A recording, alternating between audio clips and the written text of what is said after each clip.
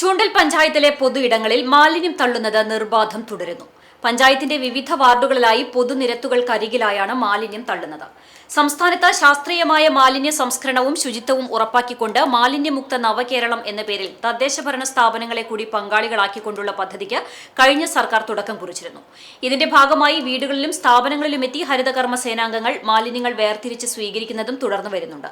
എന്നാൽ ചില സാമൂഹ്യ വിരുദ്ധർ ഇപ്പോഴും മാലിന്യം തെരുവിൽ വലിച്ചെറിയുന്നത് നിർബാധം തുടരുന്നതിന്റെ ഉത്തമ ഉദാഹരണമാണ് ചൂണ്ടൽ പഞ്ചായത്തിലെ പല മേഖലകളിലും കെട്ടിക്കിടക്കുന്ന മാലിന്യം. കേച്ചേരി പട്ടിക്കര റോഡ്, തലക്കോട്ടുകര റോഡ്, കേച്ചേരി ആളൂർ റോഡിലെ പെരുമണ്ണ് പാടശേഖര പരിസരം, ചൂണ്ടൽ ആശുപത്രി റോഡ് എന്നിവിടങ്ങളിലാണ് മാലിന്യം തള്ളുന്നത് പതിവായിട്ടുള്ളത്. റോഡരികിൽ വളർന്നു നിൽക്കുന്ന പുല്ലുകൾക്കിടയിലേക്ക് ചാക്കുകളിലും പ്ലാസ്റ്റിക് കവറുകളിലുമാക്കിയാണ് മാലിന്യം വലിച്ചെറിയുന്നത്. ആരോഗ്യ വിഭാഗത്തിന്റെ പ്രവർത്തനം കാര്യക്ഷമമല്ലാത്തതാണ് പൊതു ഇടങ്ങളിലെ മാലിന്യം തള്ളുന്നതിലേക്ക് നയിക്കുന്നത്. മാലിന്യം തള്ളുന്നവരെ കണ്ടെത്തി ശക്തമായ നടപടി സ്വീകരിക്കാൻ തയ്യാറാകാത്തതാണ് മാലിന്യം തള്ളുന്നത് നിർബാധം തുടരുന്നതിലേക്ക് നയിക്കുന്നത്. പഞ്ചായത്ത് ഭരണസമിതിയുടെ ഭാഗത്തു നിന്ന് കർശന നടപടികൾ ഉണ്ടായില്ലെങ്കിൽ വരും ദിവസങ്ങളിൽ കൂടുതൽ മേഖലയിലേക്ക് മാലിന്യം തള്ളുന്നത് വ്യാപിക്കുമെന്നതിൽ തർക്കമില്ല.